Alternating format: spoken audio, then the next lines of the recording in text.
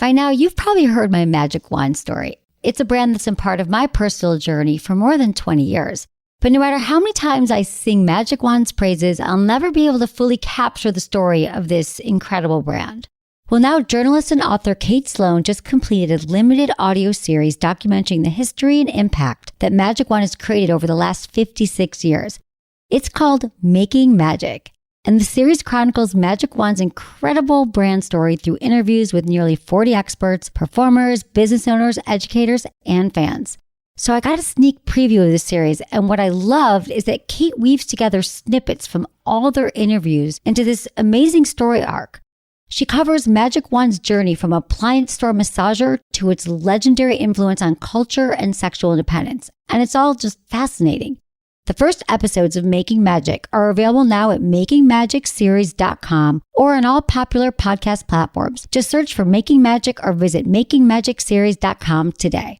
Thanks for listening to Sex with Emily. On today's show, I'm joined by sex and relationship therapist Cyndi Darnell, and we're talking about all the ways to tap back into desire and arousal for a better sex life. Topics include, if you're waiting until you're horny to get it on and you're never horny, you'll be waiting a long time. Sex is about power, and it's not the struggle you think it is.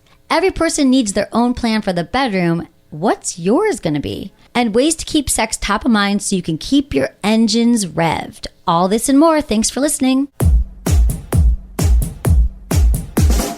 Look into his eyes.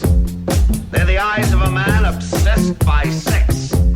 Eyes that mock our sacred institutions. Bedroom eyes, they call them in a bygone day. Hey, Emily, you got a boyfriend? Because my man E here, he just got his heart broken. He thinks you're kind of cute. A girl's got to have her standards. Oh, my. Do women know about shrinkage? Isn't it common knowledge? What do you mean, like laundry? It shrinks? Can we not talk about sex so much? Are you kidding me? Oh my God, it feels so good. Being bad feels pretty good. But you know, Emily's not the kind of girl you just play with. You're listening to Sex with Emily. We're talking about sex, relationships, and everything in between. For more information, check out sexwithemily.com. You can subscribe to our podcast. We're releasing 3 shows a week. You can also find me Monday through Friday on SiriusXM Stars at 5 o'clock Pacific, 8 o'clock East. It's awesome. If you want a free trial for SiriusXM, you can go to sexwithemily.com/SXM for a free 30-day trial. As always, you can follow us on all social media, which we love, at Sex with Emily, across the board. I hope you enjoy this show with sex and relationship therapist Cyndi Darnell.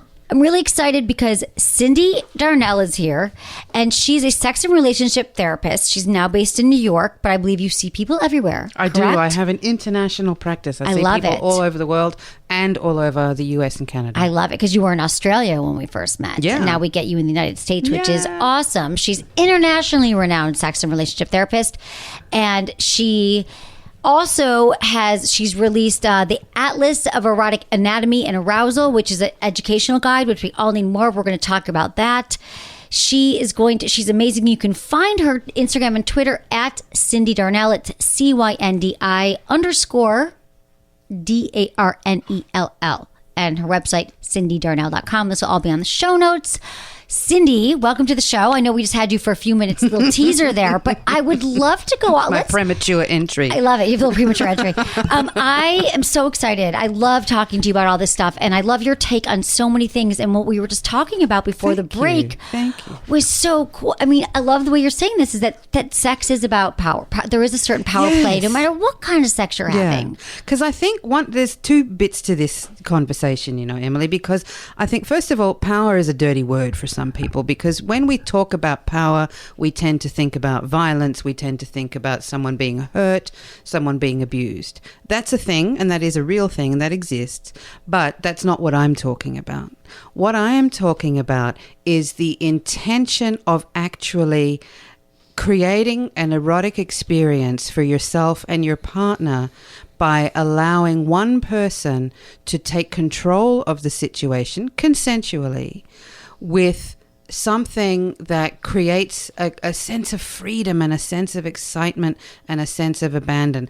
And I'm not talking necessarily about really kinky sex either. No. I'm talking about just kissing. So something like, you know, when you're dating and you are walking home, or you're in the car with the person you've just been on a date with, and you go to have that first kiss. Who initiates that kiss? How does that whole thing start? How does that play out? And it can lead to this sense of really being taken somewhere, being taken on a journey, being taken to a place where you start to feel like this is possible, this is exciting, this is new.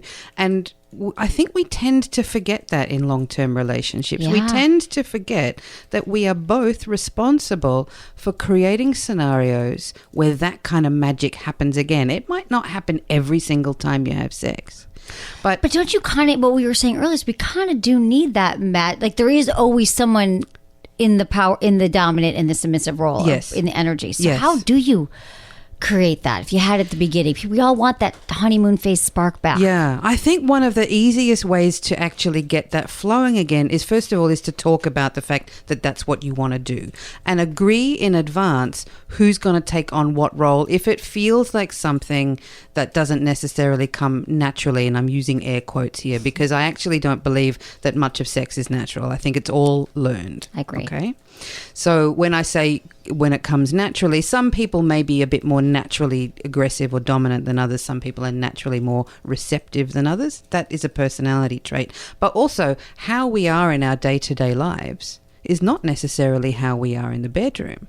So this is another element of the sexual dynamic that can come to life. Someone who is a woman who's a working mother who has a job outside of the home and she's also working inside of the home. Maybe the last thing that she wants to do is have to also take control in the bedroom. Yeah. Maybe what she wants to do is just be dominated, be in that position where she is the recipient of all that energy and all that desire and all that attention, where she actually gets to check out and let go. Yeah. And when I say check out, I don't mean blank out or Right. pass out. We don't To mean be like clear. disassociate. We Not mean at like all. just Just which I can totally to be relate able to that. to really just to relax and receive the attention of her partner in a way that is really deliberate, that is really intentional, that is really coming from a place of, I want to create this experience for you based on stuff that I know you like. Right. And it doesn't have to be especially wild and kinky. It can be. But it can be just, through kissing, through having their hair stroked, through having your neck kissed. When was the last time you slowed down enough to really kiss your partner's neck? I'm telling you, that does not happen. I can tell on your face. That's all I want is a goddamn neck kiss. Like a long, It's so sensual. sexy. You'll get to my clitoris. Halloran is eventually. licking my knee right now. Oh, He's my talking little about dog. neck kisses. Neck kisses. I love that dog. He's giving me knee kisses. But like, how do we that's the thing. I guess we talk about it and we have to we have to have an active conversation with our partners about what we want. But like, for example, Patrick called in just now before the break and he was like, I want to put she told me that she liked it when I put her hands back. Right. Exactly. And then he's like, well, what do I do? Right. Yeah. So in a sense of like, I think that there's a lot I can relate to I own a business. I'm a working woman. Yeah. I'm out there and I'm submissive in the bedroom. Like I'll get all the equipment. I've got all the toys. I got the lubes. I got the condoms. It's all charged up. But I just want to lay back. Absolutely. I'll do stuff. Because but I your don't wanna, whole like, charge. working life is about having your life organized, being on top of things, being organized, being the queen of the castle. To have to do that in bed as well, for some people, is really not very sexy. And this also applies to men. Like, Of course. There are a lot of men who enjoy being the recipient of the attention too. So especially if you're in a relationship where you both enjoy being in the submissive role, trying to work out whether or not you can actually both play the more dominant role is something that you're going to have to work out through a conversation. Yeah. Maybe a facilitated conversation with me or someone like me. People come see you. I love that you do Skype calls too. Yeah, absolutely. That's amazing. So- CindyDarnell.com. Being able to have a facilitated conversation, and this doesn't mean that there's something wrong in the relationship, so this is often, I think people think that sex therapy is where you go when your relationship's about to fall into the trash can. No, it's somewhere where you go to have facilitated, organized conversations that help enliven and enrich a relationship. How do we bring this spark back? How do we bring this sex back? What do we do? And so for that caller about, what do I do when her hands are pinned up? having that conversation while you're pinning her hands is probably not the best time. Have that conversation over lunch. After, right. You know, have The that next so day. you can be prepared in advance for the next time. And then you make that part of your foreplay. You send her text messages during the day. When I get home tonight, I want you to be wearing these panties. I want you to have these shoes on. And I don't want to hear a word from you when I come through the door. And she's like, oh, so she's at home and she's getting ready to because she's got something to look forward to. So you set up that dynamic in advance. It's not just something that happens when you get in the bedroom. This is a way of interacting with the world, you know? Exactly. God, I hope my future ex-boyfriend is listening to that. That's exactly what I want. Like, text me ahead of time. Tell me what you're going to do. That would be amazing. Yeah. And then we also establish consent that way too. Okay, so talk to me about the common things that, do you see couples too? You I do see couples, I mostly, see individuals, right? yeah. So what are they coming to see you about? Like, mostly, if you had to say, this is what happens mostly. Look, that's typical. All kinds of things. I'll see individual single women who are either single or in relationships. I'll see them on their own to talk about orgasm problems. That's a really, really common one. Orgasm. Yeah. Women with orgasm problems, men with ejaculation and erection problems is really common, like really big. And then couples who either have what we call a mismatched libido, so one wants sex more often than the other, very, very common. And then sometimes it can also be things like different kinds of activities. Somebody wants to do stuff that's a bit more out there than the other one. And increasingly people negotiating open relationships. Yeah, that's a big one, right? Big new one as that well. is a big one. Yeah. Okay, so has there been anyone lately, or can you speak to some kind of transformation that speaks out in all the years you've been doing this, of a couple maybe that transformed in some way, that came into you in one way? And this probably, I'm sure you've had a lot of success. You wouldn't be where you're at. But is there some kind of couple or good example that could exist, like a couple that came into you and they were like, our sex life is dead. We've been together 30, like what that protocol would look like, what you would walk them through if they were just like, I never want sex. My husband always does. Yeah. Like, where do you start, and what's kind of, do you have any good stories that? Yeah, well, the success of a couple in a situation like that depends upon their willingness to actually see their partner as someone who is worth investing energy into. Because if you need to be right rather than be close, your relationship's in the bin. God, there are those people, right, who just need to be right all the time. And so those couples, I can usually tell within a couple of sessions if it's going to work out or not. And I'm usually quite frank with them. What do you say? I just say to them, if you need to be right rather than close, this is not going to work. And usually one person, right? Or they both need to be right. Or well, then it's the same thing. Exactly. You know, Doesn't or even if one matter. is not listening and one is like, it's my way or the highway. We're not, you know, I can't compromise on this. And so, I mean, depending on what the thing is, Yeah. if it's a thing that is compromisable, then I really encourage what I would call a considered, compassionate discussion about the compromisable thing. If it's something that is pushing somebody into doing something they absolutely don't want to do and they have a really strong visceral reaction that pushing them to do it would be a consent violation, then that's not what I'm talking about. That's a very different thing. Right. This is somebody who is saying, I'm not doing that because I'm annoyed with you because you haven't done X, Y, and Z for me. Right. That's a very different thing, because we're just starting to use sex as a tool to hurt the other rather than using it as a tool to bring each other together. So when there is that resentment that's underlying from other stuff that's not really about sex but it's affecting sex, that's one way that I would do it.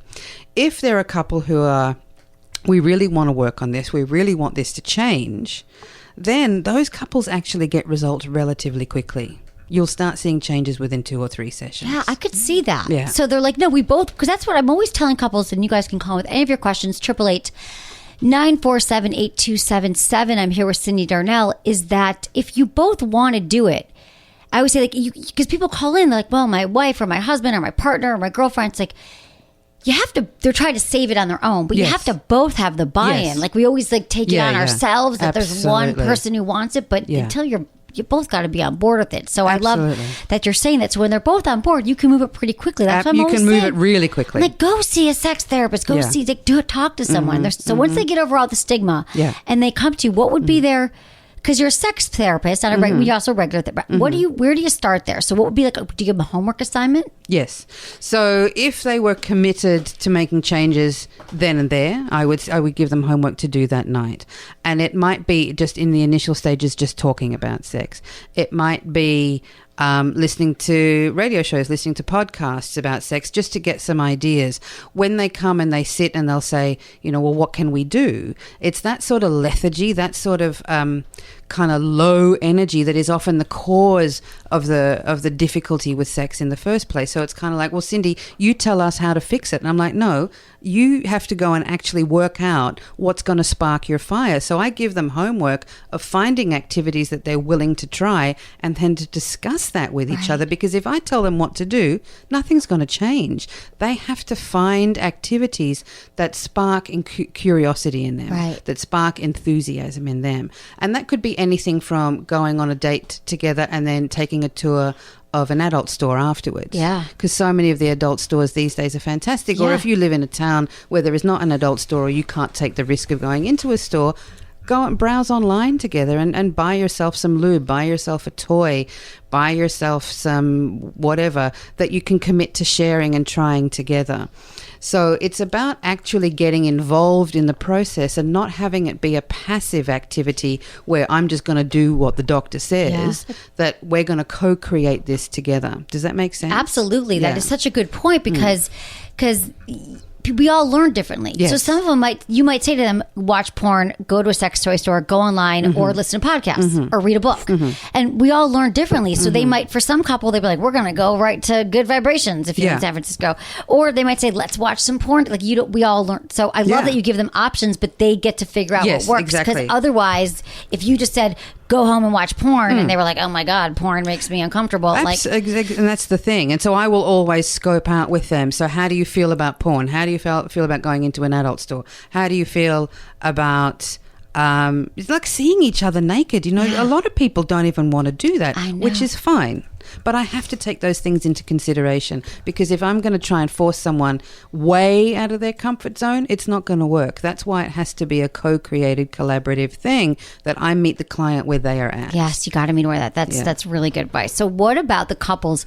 We're talking about we talk about mismatched libidos, but about desire. Like, let's just talk about that concept of sexual desire, passive sexual desire. What's all the different ways of arousal? What is it?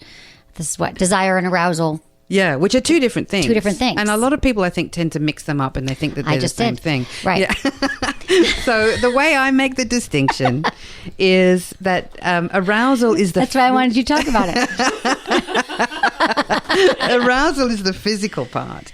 So that's what actually happens in the body. So that's the erections, that's the lubrication, that's the thickness and the... How graphic can I get with my language on this show? Very graphic. You can swear anything. So, so that's the full kind of thick, wet pussy lips. That whole thing that's what we call arousal. Desire is the mental component, the emotional component. So it's kind of the two ends of the spectrum, the head and the genitals at opposite ends, if you wanted to look at it that way. That's how I describe it. So what happens with people when they say that they have low desire, that doesn't necessarily mean that they're not having arousal. They may still have erections through the night. They may still have wet dreams. They may still get horny from masturbation.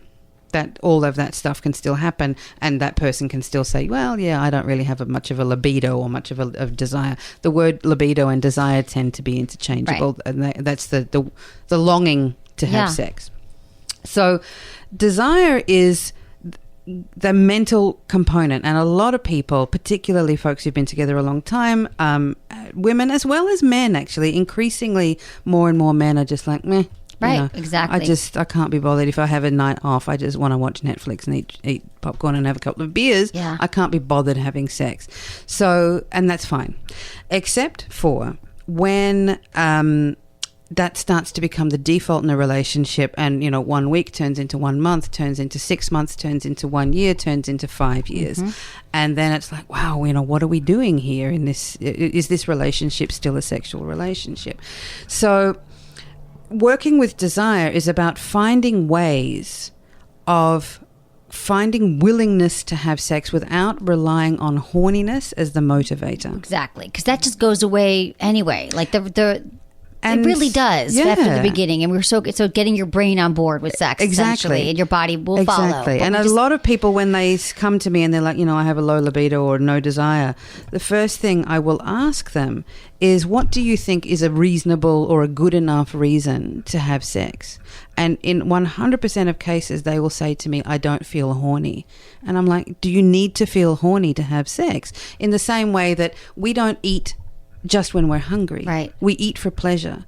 So in the car coming here tonight, I had 2 pieces of chocolate. Did I eat them because I was hungry? Right. I ate them because I wanted to experience a sensation. Exactly. So if we're going to wait for horniness to be our primary motivator for sex, we could be waiting for a really long time. We could be waiting for a bus that never comes. Exactly.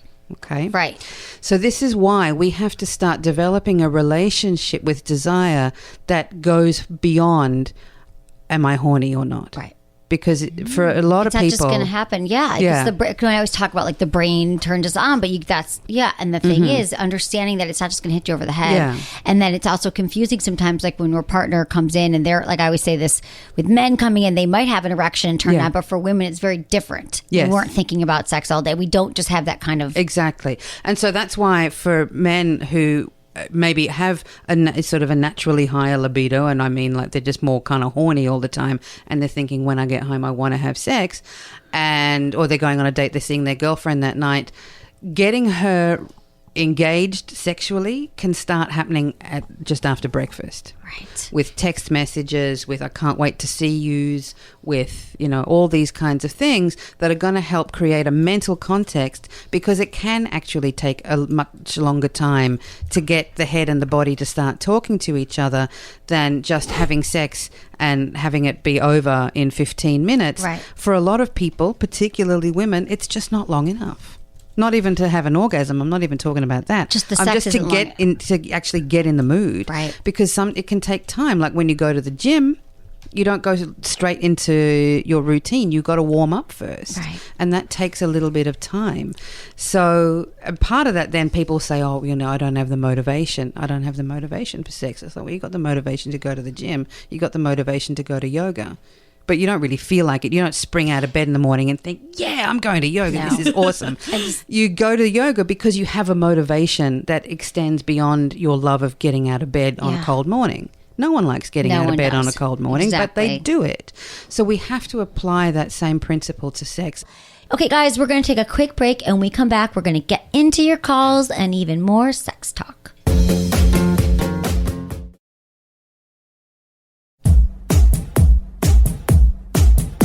Cyndi Darnell, sex and relationship therapist. I want to see you. Okay, you're we all seeing me need right therapy. now. I know. This is such a great conversation because I think, I think a lot of us can relate to the fact that sex just isn't top of mind, and therefore we feel broken because we never want sex. Yeah. We do everything we can to avoid it sometimes with our partners, and it becomes a huge point of contention in our relationship, sometimes the point. Yeah. Because we don't know how to get it back, because we compare it to that glorious honeymoon phase beginning thing, but that's just not real life and realistic. Exactly. So we were just talking a lot about the desire, which is a mental game. Yeah, absolutely. And so how you can kind of infuse your relationship with more of that so you can up the desire. Yeah. Yeah. And it's really simply a matter of, at a basic level, is making it a priority. And that might also involve making time for it. And then people are like, well, I'm busy. I've got kids. I've got work. I've got this. I've got that. And the truth is, you have time for it. It's going to involve shuffling things around, but you do have time for it, because back when you first started, anything that's worth doing, you make time for. Exactly. And sex is one of those things. And I think that we tend to get away with thinking that, again, coming back to this idea that sex is natural, it's not. It is learned. The instinct might be natural, but the skill and the time, these are a craft, like learning to paint or learning to play guitar or learning to cook. No one is born with those skills. You might have an innate kind of pull towards one of those things, sure. But the actual craft of it, you have to learn, and you have to learn it from somebody else. And so because there's so much stigma about learning sex from a sex therapist or a sex educator or a sex coach, that we don't have that stigma. If you want to learn to play classical guitar, you go and get a classical guitar teacher, and people are not like, ooh, so-and-so is seeing a classical guitar teacher. You should be, you should be musically gifted. Yeah, Ooh, Julia's going to sleep with her banjo instructor. You know I will. So it's true, right? But But you have this stigma about reaching out for help. And so my thing is, how on earth are you going to learn what you need to learn if you don't go out of your way to learn it? Right. Really? Exactly. Like that information is not just going to fall out of the sky onto your head. It's just, you have to seek it out. And then the next bit is you have to learn to integrate that information. So because, the internet, it's a thing now, and and we all love it. But, there's loads of information on the internet now, and you can pretty much find anything you want on the internet now, which is great, except that there's all this information and nobody knows what to do with it. We don't know how to integrate it. Mm-hmm. And again, so this is where a coach or a therapist becomes useful, or just, having an old-fashioned conversation with your partner. Yeah, no, it's true. Because that's how you integrate that wisdom. So, all of the toys and all of the workshops and all of that stuff is great, but all of it means nothing if you don't integrate it into your life. So that's where it comes back to making stuff a priority. Exactly. So if you go and buy toys and lubes and all kinds of things, and they just sit in your closet, that's not going to change like things. Me. Well, no, it's my job, but I opened up the show talking about my sex toy. I literally have a sex toy closet. That's insane. But even at home, I opened up the show talking about sex goals. I'm like, I am surrounded by sex. I've got all the toys, all the things, all the lubes, the Sybian, crazy. But I lately I'm just like, I feel like I live in this barren, what was I saying? A cold barren home with no furniture. And I'm just like, I don't know where the chargers are, and I'm not dildos. even literally. All I have are dildos. Like. It's all I have. Do you have no furniture? Like if there was an earthquake, I have one couch. Do you have spoons? I have no food. And forks? Do you eat off a dildo? No, I could. If there's a way to do it, I should. I have beautiful, colorful dildos. Do you use a fleshlight as a cup? That's how she holds her flowers. Pervertibles. It's a vase. Yeah, it's not a bad idea. Might as well put them to use. I mean, you should have seen this woman help me with her eyes rolled back. Like, she's like, just empty out that nightstand real quick. I'm like, real quick? There was like 800 bottles of lube. Like literally like full bottles. And then the bottom drawer was just a bunch of toys, no chargers. So probably like 40. Like a bunch of them. And she's like, what? Like, it's crazy. But then still, if I don't integrate it, like I was even saying, like even I'm telling everyone to masturbate because it is so important. And we can talk about, I'm sure a lot of your homework for couples are to just like go. And I always say, just like going to the gym. I'm like so psyched, but I never regret it. I'm never like, why'd I go to yoga? That was a terrible waste of my time. It was getting out the door, even if I didn't want to do that. It was hard. The hardest just part. Like sex. And so I realized lately, I've been like, I don't need to masturbate. I don't need, it's over there in my cold barren home. I got to bring the vibrator and charge it. But this weekend I've committed that I'm going to do it to my listeners. It's time. Sorry, I just like it is cold barren. Wow, it is. Emily, I want to make you my case study. I'm going to therapize you and write about you. Right?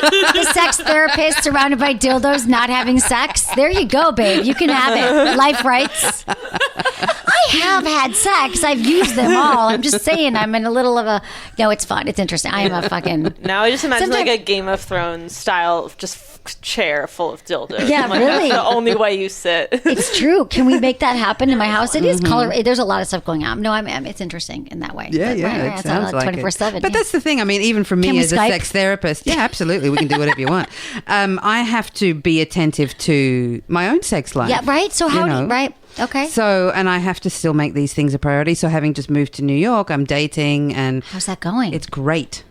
Tell me, how are you meeting people? I'm just starting to date again. I'm not using until I make a love couple den, of online sites. I don't know, who do I say then? Doesn't matter. Oh yeah, totally. Anyway, I'm not sponsoring anything. No, I don't care. So I'm using Tinder and OkCupid. Great. And I've met some great people. Really great. But I've been doing a lot of online dating for many years, and in fact I'm actually going to create a course on how to have fun with online dating, because I sort of have the Midas touch with it. Tell me. And well, because part of it I think is that we go into online dating, particularly when we're a bit older, and by older I mean like maybe over 35, maybe over 40. We go into it often with this sense of I have to find the one, or we're often looking for things that don't exist. Right. So part of it is that we forget to have fun with it. And I think one of the reasons that I have had such a great time online dating is because I approach it like going and meeting a new friend, that my expectations are, I don't want to say I have low expectations. No, but it makes sense. Awful. It's true. What can I learn from this person on this date? What if I learn something? What if we have a great meal, a great drink, something? Yeah, because I can always find something that I will connect with a person, unless they're a complete, douchebag, and then I just go, oh, look at that, it's that time already. And but mostly I have a great time dating, and in all the years that I've been online dating, I've had everything from flings and one night stands through to substantial relationships. Yeah. So it's all possible. It is. I agree with you. And when people sort of roll their eyes at me and be like, I think that, the vibe is wrong, the intention is wrong, and there is a way of doing it, not doing it right necessarily. It's not that I have the perfect plan. I understand. But I think going into it expecting to meet your perfect match, you're setting yourself up for disappointment. Yeah, you're right. And I think it's important to know what you're actually looking for. Exactly. And to state that early on. I mean, I've done online dating. It's been a while, but this is the year. I'm going through a break. I mean, the breakup's over. You don't go through it. But that's why I'm talking about my barren home, my sex toys to charge. It's not that it's always been this way, though there is still a lot to analyze. And I don't know how long it's going to go on, but it's true that with dating, I've done it before. I've done Bumble and Tinder and... what was the other one? Hinge and I actually really enjoy dating. I do. But I also felt like with the apps, I would get a little bit overwhelmed, like with the texting back but I get like that with my emails. So yeah. But what are some of your best tips for managing it all when it does get overwhelming?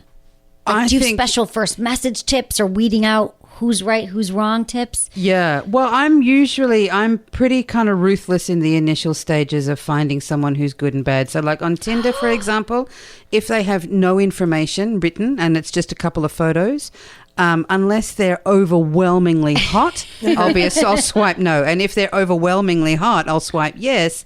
And then I will send the introductory message, and it will be something kind of witty and kind of charming as I am. Right, of course. And if they write back with just like a 1 or 2 word answer, I'll do a couple more exchanges like that. And if by the third time they haven't engaged with me, bang, they're out. No matter how hot they are, I'm like, see you later. Yeah, of course, right? They can't communicate. If you can't talk, then frankly, we can't fuck. This is not going to work. Right. For me, for my temperament. Yeah, no. I need that banter, mental... turn me on with your words. Yeah, and that's the same too. So if they initiate a conversation and it's just like, hi, smiley face, it's like, what is that? Like that, if you're not going to put in effort at the beginning, what are you going to be like 3 months down the track? Like, right. So that's, really for me is a really strong criteria of yes and no. If you're not going to put in the energy up front, then forget about it. So, and it doesn't necessarily have to be an amazing opener. Usually an opening message, if there is content, if there are words on their profile, read their profile. Read it, yeah. And write something about what they have written that shows that A, you're interested, B, that you read it, and C, that you're capable of having an adult conversation that's not just hi smiley face or hi winky face or, great tits or something. Right. You can admire someone's tits, it's fine. It's not that we want to shame any of that kind of erotic language, but if that is the opening phrase, it tells me that you are not capable of having an adult conversation. Yeah, I have great tits, but you'll get to see them when I'm ready. Exactly. Right. So, but I have another question for you. I want to go to something that you just said, because I think that's so true about the opening messages, but how do you screen if you're going to be on the same page sexually? Do you have sex with them quickly? Can you tell? Do you have questions? I have.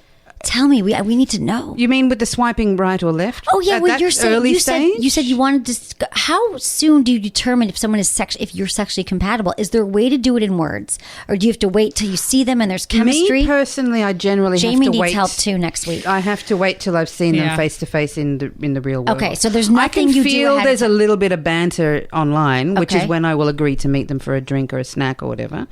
But the real moment of reckoning is the face-to-face contact, I think. Can you tell, like, within, like, the first meeting whether or not you think or... Usually. If you'd have sex with them or what they're... Within about 5 minutes, I can usually tell. Do you talk about sex on the first date? Do you kind of... Is there anything that you try to... Yes and no. It depends how... It depends where I think it's going. If I think that the connection is purely sexual... and that we're not really going to have much else in common except that, then I'm straight in there. And my main question is, what kind of sex are you interested in? What kind of sex do you like? Do you say that? Absolutely. On the first date? Yep. Okay, and then do they go, what do you mean? Like, a lot? Sometimes. And it all, because, the job that I do, Emily, like... I'm not a kindergarten teacher, right. So I have to, right. I need to be with someone who is at least at that level. Now, if I'm looking at talking to somebody where there may be something more than a casual connection, where it's not necessarily as sexual and it's a little bit more, there's an intellectual match, there's more of a kind of, spiritual match or however you want to call it in that way, then I won't launch into the sex conversation straight away. Okay. So I will make a distinction around those two different kinds of dates. Is this going to be a sex date or is this going to be a date with a view to something a bit more substantial? Okay, so within the first 5 minutes, you can determine. Maybe-ish. 10 minutes. If it's going to be a sex date. Yeah. Okay, so sex, because you're like, there's chemistry here, but it's not going to go anywhere because of... So I know that's just a subjective thing. So you know in the moment. And then how do you have... Because you actually wrote an article about how to have good casual sex. And I think a lot of us are like, well, kids really... We could think it could be very challenging. Like, how do I have it not have emotions involved? So would you call that as like, that's a casual sex kind of thing? That's what I would call a casual sex thing. And how do you make sure you get your needs met during something that you'll never see someone again? I talk about it. Well, no, see, I don't have one night stands. Okay. That's the distinction. Right. For me, a casual sex date does not mean, love them and leave them. Open relationship kind of thing. It just means we're going to hang out and we're going to do this thing on a semi-regular basis, but I know that you're not a person I want to have a joint bank account with. And do you lay that out too right away? Yes. Okay. Yeah. Great. Yeah. Because for me, I have a reverence for sex. I think sex is one of the greatest gifts to humanity. Yes. And if I am going to share that with a human, I need to like them. Yeah. And so a casual lover for me is still somebody I treat with reverence. They're not just like a dick on a stick, Right. It's if I wanted that, I've got a box full. Right. I don't need a human flesh and blood person to fulfill that for me. I can do that part by myself. So I think one of the things that a lot of us miss in casual sex is to have reverence for the person who you're with. Yeah. That we tend to associate casual with disrespect. Yeah, that's so true. Why do we do that? I don't know why. There is no need for that. I think because we don't understand how you could actually care for someone, even have emotions, but it doesn't have to be it doesn't have to be the one. I understand what you're saying. And we I don't have orient respect that for way. sex either. No, that we think that we only have sex with dirty, cheap, whatevers. Let's talk about the reverence for sex. I have reverence for sex, yes. and I have reverence for the people I have humans. sex with. I don't want to share a house with them. I don't want us to have shared bank accounts, and I don't want to meet their parents. But I still like them. You're like, no going home for the holidays. Not meeting your parents. Right. And that doesn't mean that... But I want, I want wellness for them. I want them to be well. I want them to be happy. I want them to be content. I just don't want to be their main person. Right. But then I meet people, one who I've met right now, actually, who I do want that with. But it's a very different energy. It's a very different thing. And with that person, we've been holding off on a lot of the sex stuff because the energy is really different. Oh. And I'm okay with that too. So, but I think it comes with having a buoyancy and I trust myself, Emily. This is the thing. I trust myself to carry myself into these complicated situations and to trust that the person I'm with is going to carry themselves. That I'm not going to have to do the hard work to manage my feelings and their feelings. That I'm going to trust that they can do that for themselves. Right. Sometimes they can, sometimes they can't. But this is stuff that you start finding out after more dates. Right. Whether or not that person is able to do that. How do you not fall into this situation of being the teacher always? Or you don't mind? No. I do mind. I mind a lot. Yeah, same. I personally, asking for a friend. I personally really hold that part back. I really, and I say to them again up front, because I do this for a job, if I feel like I have to enter into that territory in my private life, it's a real turn off for me. So I'm happy to talk about stuff between us, but if it starts to feel like I'm teaching you shit that I wish you knew already, right, I'm going to send you to see one of my colleagues. Oh, good. Like, here's the clitoris. I'm I've had not to do doing that. it. I'm like, here's the wherever they're starting. Yeah. But there are things like, obviously, with sex stuff, that certain activities that I like that they're not going to know. So I'll happily tell them, this is how I like to be touched, or I like this, or I like that. Do you tell that right away? Like, What? I know what you're saying. Like, I'm just trying to understand for people too. Like, how do you communicate early enough on so you don't have to waste time having sex that you're not getting your needs met? If it's a sex thing and I'm hooking up with that person as a sex thing, and that's going to be an ongoing sexual connection, I have absolutely no problem telling them what I want them to do sexually. Right, and don't you because find I that would most people are rather know responsive? that in advance, and it establishes not only an erotic connection, it also establishes consent. I get to find out what they are into, and I would rather know before we get into bed whether or not that person is going to be what I'm looking for. If I say I'm into this, this, and this, and they're like, "Ooh, that sounds horrible," I'm like, "Cool, no problem. I'm really glad that we had this conversation." Yeah, you got to figure out sooner than later why. Because you're not going to be compatible with everybody. No, and that's okay too. What if you were? That would be the problem. Okay, Cyndi Darnell, thank you so much for being here. I have 5 quickie questions to ask you that we ask all of our guests. Okay. You're going to like these though. It's going to be easy. All right. Biggest turn on. New York City. Oh, I love that you love it there. Biggest turn off. Taxes. A guy who shows up with his IRS forms is not hot. What's your biggest dating deal breaker? Like, you're on a date and boom. Bigotry. I cannot stand it. Homophobia, racism, bigotry, sexism. If I get a waft of, those blah, blah, blahs, Right. I'm like, I'm out of here. See you later. What personality trait is the most important in a partner? Listening. What's the sexiest body part to you? Shoulders. Good job, Cyndi Darnell. Thank you so much for being here. Tell us whether we can find your website and all that. So my website is Cyndi Darnell, CyndiDarnell.com. All right, guys. Hope you enjoyed the show. Thanks to Ken, Samantha, Julia, Michelle, producer Jamie, and Michael. Was it good for you? Email me, feedback@sexwithemily.com.